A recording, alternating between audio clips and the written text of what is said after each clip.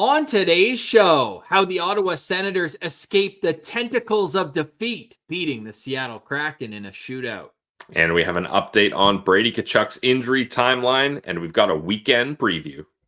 This is Brady Tkachuk, and you're listening to the Locked On Senators podcast.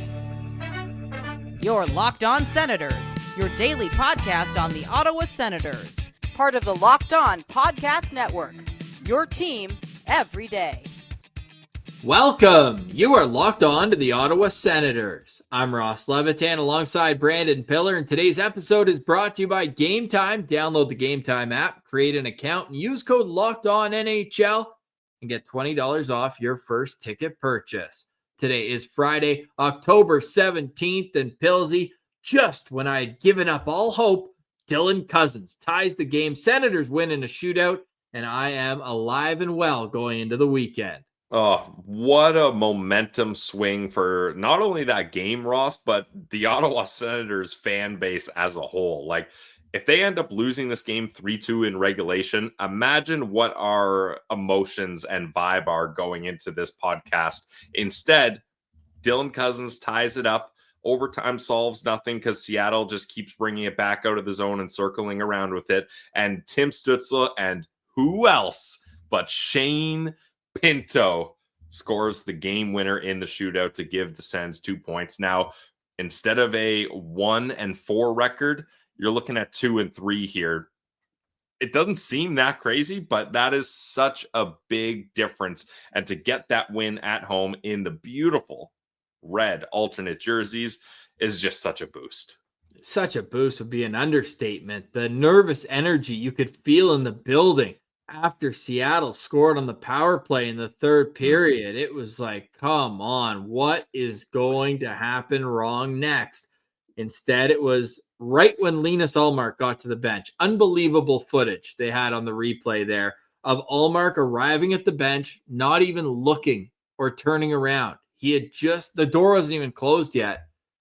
And then you see the crowd behind him stand up and the guys on the bench reacting that Dylan Cozens tied the game. He was like, oh, okay, I better get back into my goal then.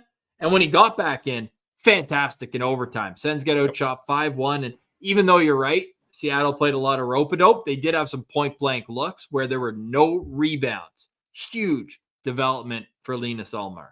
Yeah, I mean, rope-a-dope hockey is annoying in the NHL when it's not your team doing it. But if you can get away with it, let's be honest, it is the smart way to play it. It just sucks to watch, especially as a home team. The fans get the boo birds out because that's not a product anyone wants to see, just circling back and doing it over again. But Ross, I think, at least from what I saw and the moment that stuck out to me the most as, I don't want to call it the TSN turning point, but we'll call it the moment that saved this game.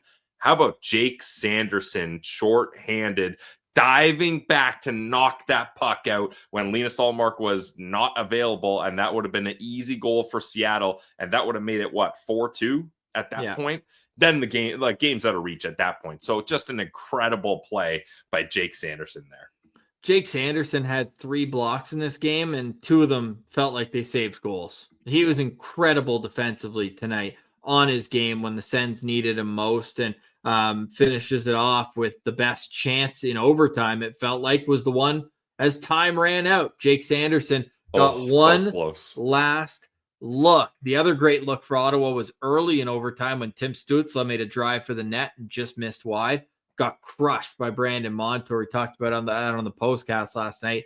But then from that moment forward, Seattle just had the puck for the 4 minutes and 50 seconds between those 2 plays. Ullmark stands tall. Senators win the game. And you could tell in the locker room from the media availabilities, there was a level of relief that they were able to snap the losing streak at 3 because it was starting to feel a little muggy in here, Pilsy. Starting to feel like some old mistakes that kept happening and costing them. If that power play goal, if the Senators penalty kill lost this game for them, the conversations we would be having right now, I guess we'll never know. Nice.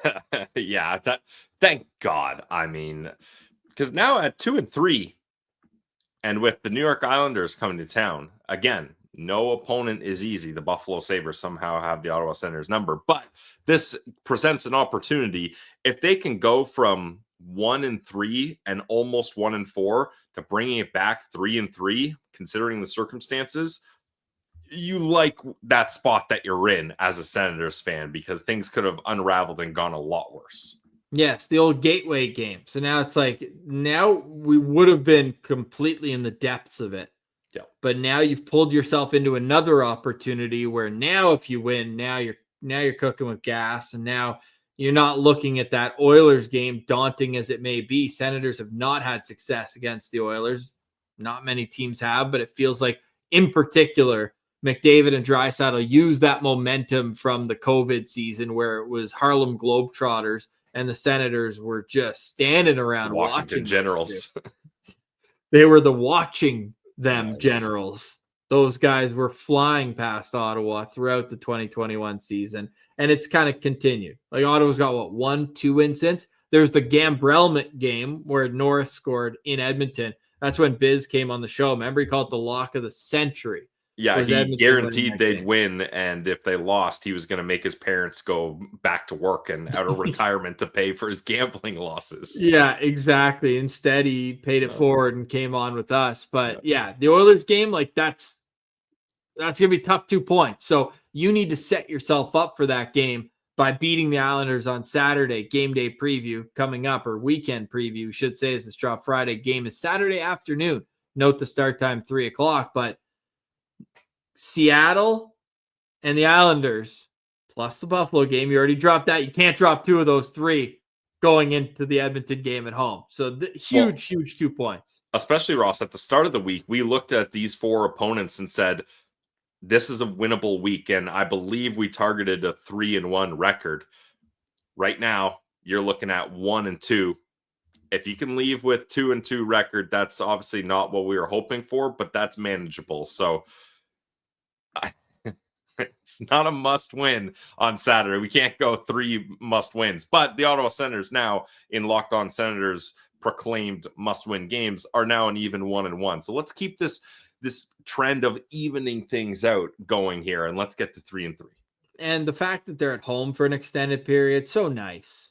Let's get to 3-3 at 3:00 on Saturday. Well, they're not going to know the score by 3:00. You got to drop the puck first, play the game. No, that's what I mean. But like, it starts at 3. Let's use that 3:00 start to get the record to 3-3. I like that. Yep. The Ottawa Senators have won a game at home, ladies and gentlemen. And it God. feels so good. I got some ridiculous stats as you're in the early season. No, we're not going to go on pace mode with Shane Pinto. 6 goals in 5 games, tied for the league lead at the time of this recording.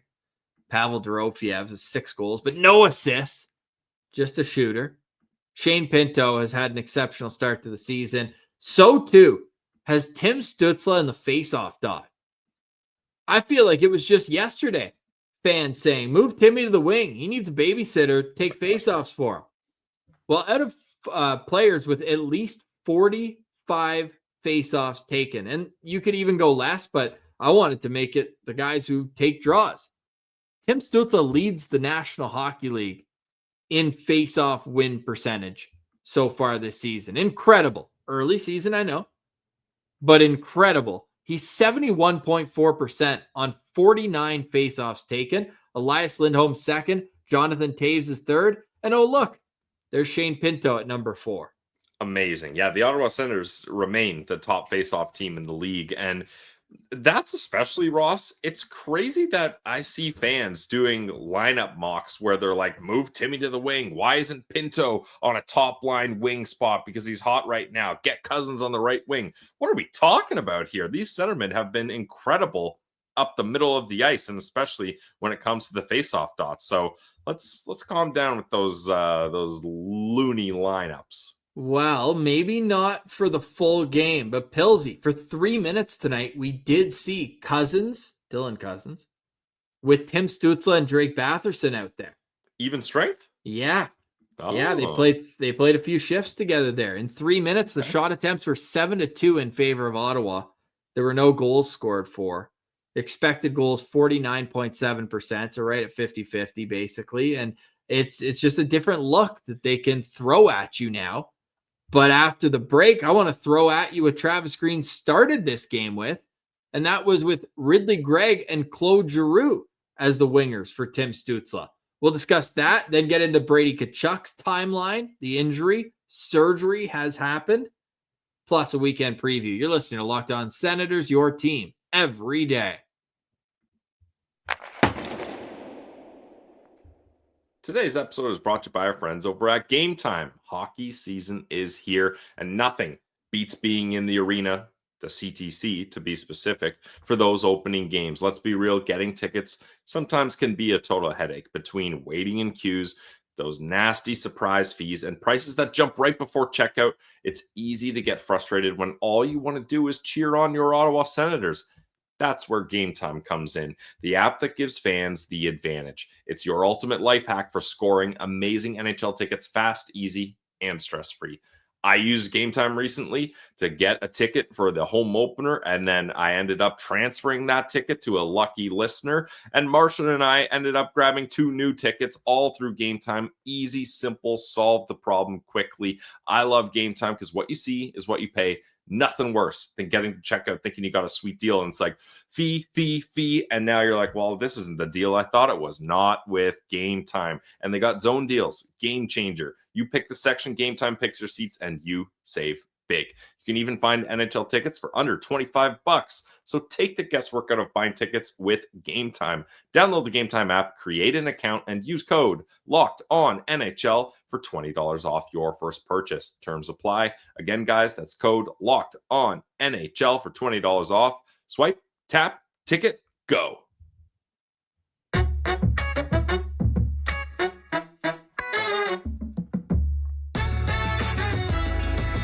All right, Pillsy, the Senators are 2-3 through 5 games of the National Hockey League season. They're being led in goals, as discussed, by Shane Pinto, who has a tie for the league lead with 6. He's also got 7 points to lead the team. Coming in second is Jake Sanderson, and then we got a 3-way tie in third. Dylan Cousins, Claude Giroux, and Jordan Spence. We waxed poetically about Jordan Spence on the postcast last night, Pillsy, but you're 2 cents now of a player that is putting up points as well as plus when he's out at 5-on-5. Yeah, I've liked everything I've seen from Jordan Spence. Like, it's in hindsight, it's so crazy that he was healthy scratched for the first 2 games based on how good he's played. Now, I think we knew all along, Ross, and we prefaced it being like, hey, they're up against Florida and Tampa on the road, some bigger, more experienced teams. Maybe you want some guys that are going to be more defensively focused, especially without Tyler Kleven in the lineup. And as soon as Tyler Kleven's back, we expect Kleven and Spence to be that pair. And it has worked out that way. So that's good at least. But I think Jordan Spence is going to live up to expectations that Ottawa Senators fans have had for him ever since they acquired him in the draft. You sure? I got new expectations. He's on pace for 109 points this season. Well, I assume those are not your expectations for Jordan Spence. I mean, if he repeats the year he had in LA last year, I think that's going to do volumes for this team, because last season, Kleven, Matsing-Palo, I liked them as a pair, but no offense to them, they weren't exactly able to create any offense, and it was a lot of meat and potatoes hockey, chip and change type stuff, just play good, strong, physical, defensive game. But now you've got a guy that can transition the puck up the ice and also create offense. I love what I've seen from Jordan Spence when they're in the offensive zone. He seems to really have good hockey IQ to keep plays alive, and he's had some success getting assists already too.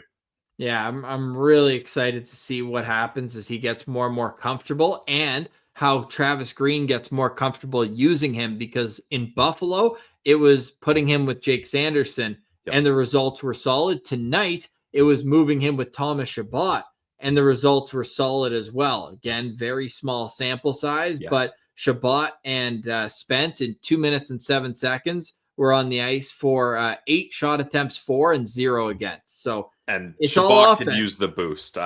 He's been. Do we have to talk about Nick Jensen again? Warrior battling through it, but He's -4, no points, 5 games, looks tough on his edges. He's pinching at wrong times. He's cost them a couple goals with that. Again, Warrior probably came back a little early, I would say would be a fair assessment. Yeah, and the thing is, Ross, is Nick Jensen, correct me if you think I'm wrong, but I would say his top attribute, or at least his attribute that complements his entire game, is his skating. So if he's got a bum hip and he's not ready to be back to the Nick Jensen skating ability we're used to, I just don't understand the need to push him like this, because it's not working out for him right now. And it's not fair to him, a guy that battled day-to-day tags for like a month last year and into the playoffs. Longer. Yeah, like it's not fair to him to, and I assume that this is a dialogue between him, the medical staff, and the coaching staff, but it's not fair to trot him out there or expect him to go out there when he's not able to perform at the best of his abilities. I said all offseason long, I'd rather give Nick Jensen the extra time off at the start of the regular season and get 100% healthy Nick Jensen than get an 80% Nick Jensen earlier on. So question follow-up, and it goes to our last conversation. Do you think, not yourself, but do you think that Travis Green, seeing the emergence of Jordan Spence, might be more confident to allow Nick Jensen to take some time off to get proper recovery than he would have before?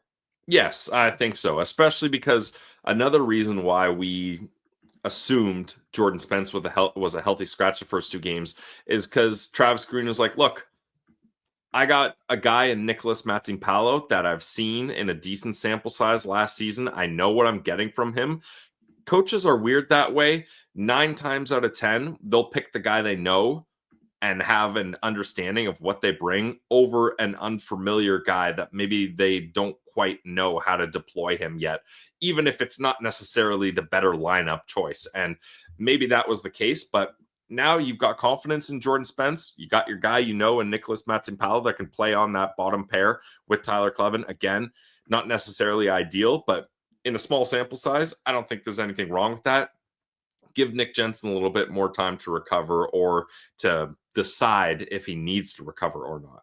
Yeah, and if tonight is any indication, again, really small sample size, but I'm willing to see more now of Shabbat and Spence. Before it was like 2 offensive defensemen, there's only one puck, who's going to move it. But I've noticed Spence makes such quick decisions moving the puck that it's not like he keeps his partner from feeling it throughout the game. So I think Spence could be a really good complementary piece in that top 4.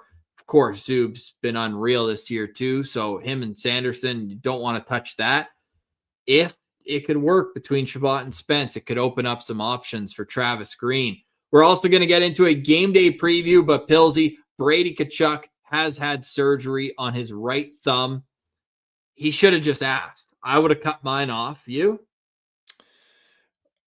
Maybe not early in the season. You're left-handed, so your right thumb is not as valuable to you. That would be a big issue for me. And as a podcaster, you got to keep as many digits as you can. So it's your mouse hand too. That's my mouse hand. It's my texting hand on my phone. So sorry, Brady. Yeah. But your right thumb, that's a sacrifice I'm willing to make. Thank you. I appreciate that. 68-week recovery. Here's the thing. I think Brady's going to try to come back in 5, but I'm kind of the Nick Jensen storyline where it's like, if you're the medical staff, do you be like, hey, Brady, like, we need you when you're back to be 100%. Let's go with 8 weeks. Like tonight was against Seattle, who's a okay team, not top of the top class. Mid. They're mid. But if Ottawa can go 500 or a little bit better while Brady's out, like, you need to make sure that he's 100% when he's back. You're forgetting the major month that Brady Tkachuk will be missing, Ross. That is November. I didn't want to say it, but I had to say it. I think, Ross, I don't want him coming back in 5 weeks, and I don't want him coming back in 8 weeks. Let's aim for that 6 or 7. Okay. Brandon Piller, not a doctor, but the thumb, I feel like that's a fickle thing where it could feel good one day, and then you get a weird kink in it or something. You get really happy and you give an emphatic thumbs up and you feel something in it. Yeah, I don't think Brady Tkachuk's doing much hitchhiking, so we don't have to worry about hitchhiker's thumb there. But that's one thing where I feel like you gotta really let it heal, because one thing could really change things up there. But let's be honest, it's tough when it's your captain being injured 6 to 8 weeks, but this is good news. And he's already had successful surgery. Like we were talking days ago, Ross, after the home opener, like the day after, we're like, oh my God, is this going to be months? Like, is he going to miss the season? Is he going to get surgery? Is he not going to get surgery? Well, 'Cause Zach at that Hyman point, was right in the playoffs, and that was 6 months. but Zach Hyman was a wrist thing, right? And initially We we didn't thought it was a know. wrist. Yeah, that's what I mean. So like to go from not a wrist injury, well, I guess technically It more is your than hand. 4 weeks is months. Oh, 2 I thought you were months. saying it is a hand injury. No, that wasn't where I was going to go. Our fingers are part, like, if you say have a hand injury, is your finger, or are your fingers separate than your hand? Fingers confirmed, part of your hand. Yeah, it's like it's a branch, a part of a tree. Yes. Oh, that's good. I don't need to be a doctor to let you in on that one, Ross. Fingers, yes, part of the hand. Now, but in your defense, like if you said you had a hand injury, I wouldn't necessarily go right to, oh, it's obviously your thumb. Yeah. Like there's 4 other options there that Thank it could you. be. So we'll specify with the thumb injury, but this is good news, and you got to take the positivity when you can. And the Ottawa Senators, they get this momentum boost. Shane Pinto said it with Claire Hanna, TSN, at the bench after the game. Look, we're going to start playing better. We're going to get on a roll and win some games here, get on a win streak. So Sweet. That's massive. Yeah, huge, massive. And the Ottawa Senators have an opportunity to string 2 wins together for the first time this season on Saturday against the New York Islanders. The first overall pick from the past draft is coming to town. What can we expect from Matthew Schaefer and the Islanders? That's next. You're listening to Locked On Senators, your team every day. Today's episode is brought to you by our friends over at FanDuel. The NFL and NHL season is here, and FanDuel is making sure you're ready for kickoff with a can't-miss offer. Right now, if you haven't joined, no worries. New customers can bet just $5, and if your bet wins, you'll get $300 in bonus bets to use across the app. Great time to join. I love using FanDuel. Ross loves using FanDuel, and you should too, because FanDuel fits however you like to bet. Player props. Ross is all about the shots on goal props these days. Same game parlays, Pillsy's parlay of the day, or even jumping in live as the action unfolds. It makes every game more exciting. As a Sens fan, getting that win in shootout, that was exciting to follow along on FanDuel. The Jays, people thought they were down and out, down 2 games. Not the case. Bengals fan myself, getting that late field goal on Thursday night football to get the win. Even more exciting when you've got some action on FanDuel. It's quick, it's easy, and the best way to add a little more energy to all your sporting events. So if you're ready to play, download the FanDuel app now by visiting FanDuel.com to get started. That's FanDuel.com to place your first $5 bet.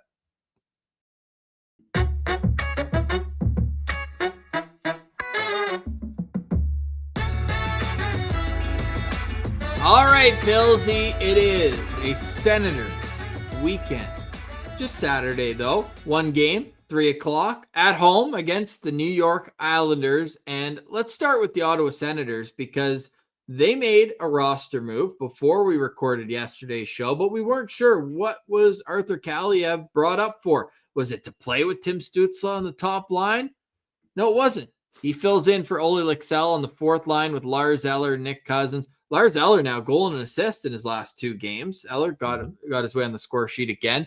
And Kaliev had a look or two. So happy to see him in the lineup. He obviously brings that kind of one-touch offensive ability. And we'll see if Kaliev can do a little bit more in what I'd expect will be his 2nd game. He only played 11 minutes and 10 seconds, had 1 shot on goal. So with that, that means who was going to play with Timmy instead of Brady Tkachuk, and they decide to go with Ridley Gregg at left wing, Claude Giroux on the right side. Were you surprised that they were so quick to move Shane Pinto in the lineup because those were his two wingers for majority of the season. Yeah, I was a little bit surprised, especially like with the success Pinto's had. In my opinion, like I wouldn't change a thing about where Shane Pinto's at or who's playing with him. Things are going good right now. If it ain't broke, don't fix it. So that was surprising, but I do understand, like it seems that Fabian Zetterlund still is not figuring it out. Again, no points tonight and just not popping off the way you would hope. So maybe the thought is, hey, let's move him down the lineup, get easier matchups, and get him with the hot hand to try to get things going there. So it's interesting that Ridley Gregg was the one who got that move up, but I think the Zetterlund demotion unfortunately does make sense.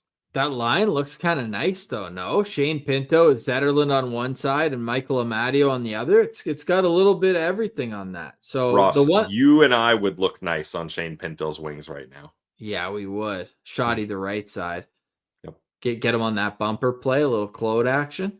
But the one line doesn't seem they want to touch, at least to start the game, is that Cousins, Perron, Batherson line. And I get it. They were so good last spring in March and into April. So I get why they don't want to do it. But I also, we talked about it already, but like getting Stützle extra shifts in Perron's place, that's kind of a nice little look. And like another look, like Ridley can slide over to center and a line of Ridley, Gregg, David Perron, Claude Giroux. I mean, that's a shift disturbing line if I've ever seen one. So you've got a little bit of ability to mix and match here with the way things are set up. I hope we get to see a little bit more of Ridley Gregg up there. And I think a big reason why they want that look and why Ridley Gregg moved up to the top power play unit is because they want him just being a pest in front of the net and adding Try that to do element. what Brady does. So be a Walmart Brady for us, Ridley. Let's go this next little while. But I think Ridley Gregg's had a great start to the season. Kind of an unsung guy. And when he's playing his best, it's just kind of like in-your-face hockey where he's not taking penalties, but he's still playing on that edge. And he's made a couple of good offensive plays, too, so far this season. But if this is the lineup going into Saturday's matinee, I guess we've kind of already touched on all the forward units, so back end hasn't changed either. Ullmark, I'd expect to start in goal. Let's get right to our locked-on player to watch. Well, first I have a question, Ross. You mentioned Timmy, Cousins, and Batherson playing together. So was Timmy the left winger on that line, or did Cousins move to the wing there? I think Timmy did, but I think most of them were on the fly starts, so it wasn't as set. Obviously, they're playing their role on the ice, but I think it wasn't very obvious. But I think Dylan Cousins was center because I think it was Timmy playing center on his own line and then double shifting as a winger. Yeah, and I don't mind that in game situations when you're trying to create offense, because that's essentially stacking this lineup, right? Timmy, Cousins, and Batherson, those are your top offensive players. So if that's what you got to do to create offense, sometimes I don't mind it. But for the most part, I'd like to keep our centers down the middle here. And I'm going to stick with a centerman. Sorry if I'm taking your guy, Ross, but I'm going to be locked on to Dylan Cousins. That goal was absolutely clutch. I've really liked the way he's played this year. I've noticed multiple times that Dylan Cousins has done a really good job of being able to carry the puck up the wing with speed and then use his size and strength to hold off the chasing defender and then carve hard to the middle of the ice and drive to the net and create an offensive chance there. So I want to see him keep doing that and keep using that shot. I mean, Grubauer seemed absolutely fooled by that goal that he scored to tie it up. So Dylan Cousins, that's going to be my guy I'm locked on to this weekend. Yeah, love that call. I'm going to go with Claude Giroux. Like, what a start to the season that he's had. He looks speedier than he was last year. He's getting in on pucks. He's hounding them. He's had a couple of really, really nice heads-up assists, and I love the play he made to David Perron for Perron's goal in last night's game. We didn't really talk about that goal. We kind of just zoomed over it every time we talk about the game because obviously the Dylan Cousins one stands out. But just the fact that second unit can provide offense on the power play, I think that's a really big boost. And I think Giroux, everything runs through him on that second unit too. So he found Perron. He's been finding guys. We mentioned earlier in terms of Senators points, he's right up there. He's got 4 points in 5 games so far this season while snapping back 63% of his faceoffs. So I really like Claude Giroux so far, and it's a matinee, so I got to go with him, Pilsy. Yeah, good call. It's funny you say that, Ross, because after the Buffalo game, maybe our minds were clouded with negativity, but we each named one Sens Central stand down of the season. And I mentioned Giroux. I had before Wow. this game, I hadn't seen much that I liked from him. I know he got that empty netter from center ice, but apart from that, I was having a hard time noticing him. So I'm glad that he's had a bounce back, because before this game, I didn't love what I had been seeing from Giroux. So this is a big move for Giroux, in my opinion, and that's after I just got his jersey. So I want to see Giroux do well, but yeah, but before I hadn't liked his game. Yeah, no. So let's see him continue to take steps in the right direction on Saturday, where he could be on the top line. Now let's get to the New York Islanders. The Islanders coming off their first win of the season. They beat the Edmonton Oilers at home. 4-2 was the final score. They got outshot in that game, but they got their first win. And Pilsy, I'm going to go out and say it right away. I'm happy they got the win. I didn't want to play another winless team like we did against Buffalo. Yeah, agreed. You don't want that desperation there. Hungry dogs run faster, and that certainly was the case. And also, Ross, while we're on the thankful tour here, Thanksgiving I know was a week ago, but I'm thankful that Matthew Schaefer already has an NHL goal. I would not want to have seen him come to the Canadian Tire Center without a first career NHL goal.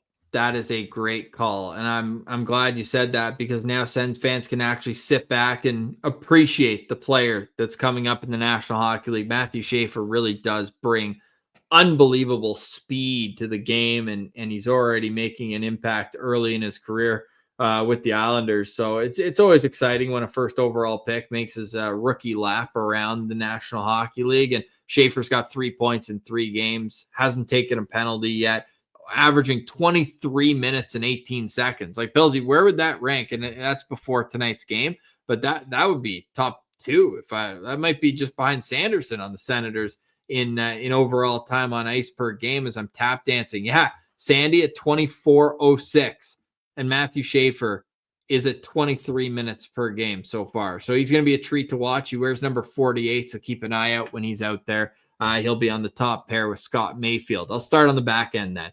That leaves one of the most consistent pairs in the last decade now. And a broadcaster's nightmare. Ryan Pulock, got Pellick and Pulock. They wear doubled up number 3 versus 6.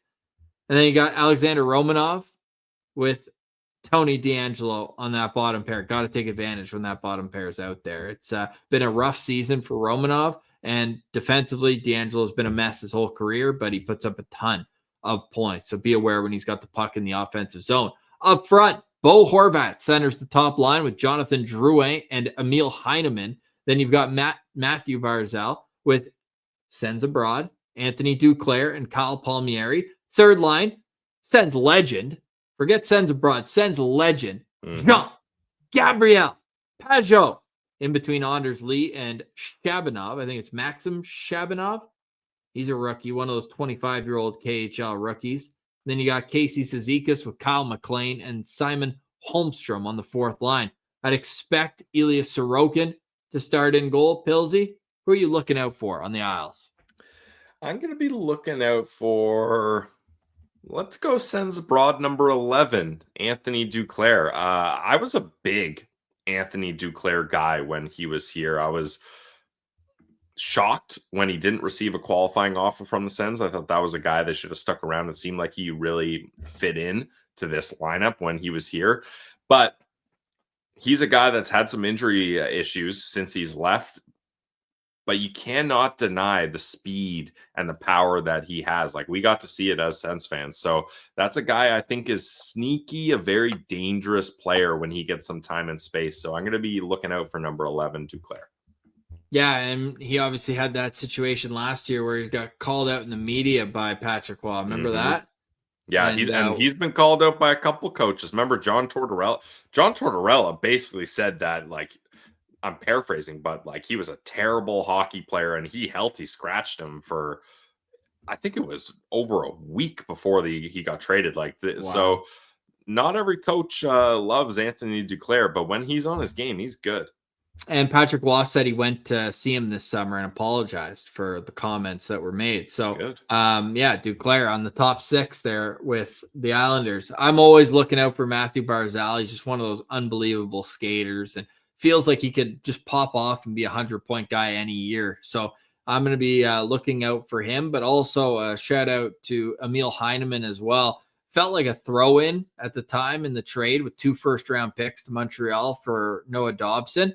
Emil Heineman, whenever I watch him, like he's a good hockey player. He's got a goal and an assist in 2 games against the Ottawa Senators, or 3 games against the Ottawa Senators, and he's got an unreal shot. So you have to be aware when he's out there. He's a 23-year-old that it just feels like will be a goal scorer in the National Hockey League. He had 10 goals last year with Montreal playing in a limited role, 173 hits as well. So that'll be a little bonus there, playing on the top line with Horvat and Drouin. The New York Islanders, so far this season, they're 1-3-0. Does that sound familiar?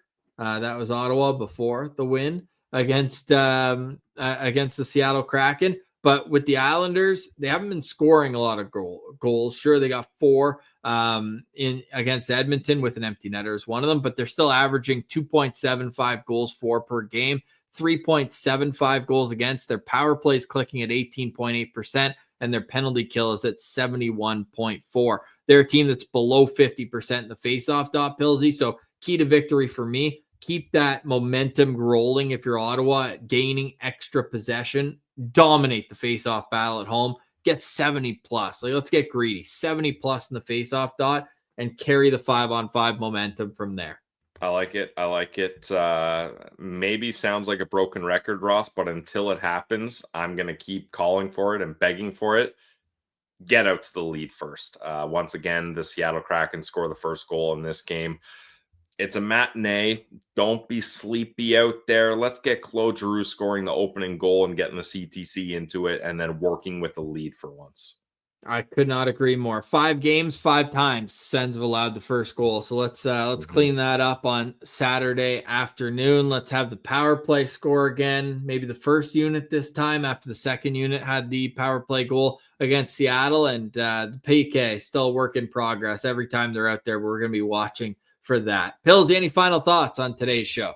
Final thoughts for me is, Sens fans, it's a roller coaster of a ride this season. We were down in the depths of the Atlantic Ocean.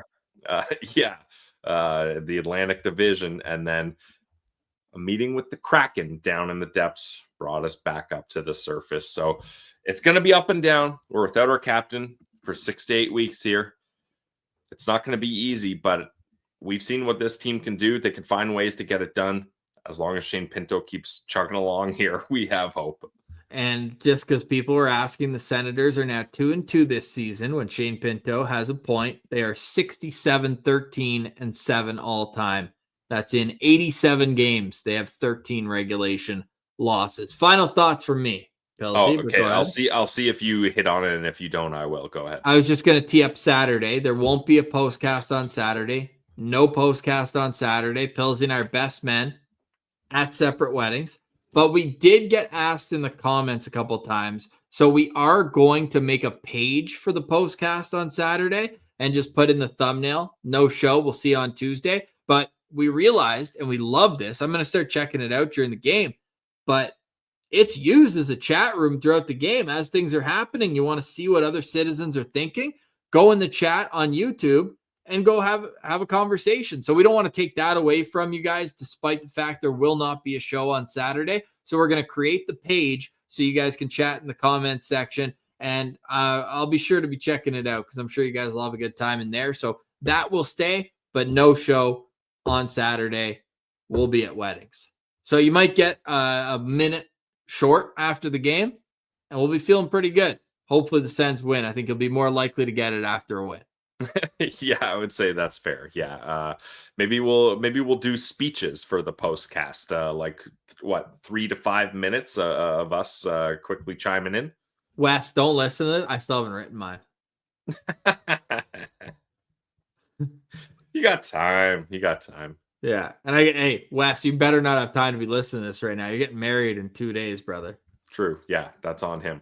All right. Hey, well, it's on the Ottawa Senators to make it an even better weekend. Go get the win at home against the New York Islanders. If you're going to the game, check out the Glebe Central Pub before, after, 779 Bank Street. Get on the Sens Shuttle. It's an absolute blast. $18 round trip gets you to and from the CTC. More information online, GLEBECentralPub.com. Thank you so much for liking, watching, listening, and engaging with the show. Subscribers still boosting big time right now. Love to see it. Please smash that subscribe button on all your favorite podcast feeds and on YouTube. For today, we say goodbye. Have a great weekend. For Brandon Piller, I'm Ross Levitan. This has been another edition of the Locked On Senators podcast, your team every day.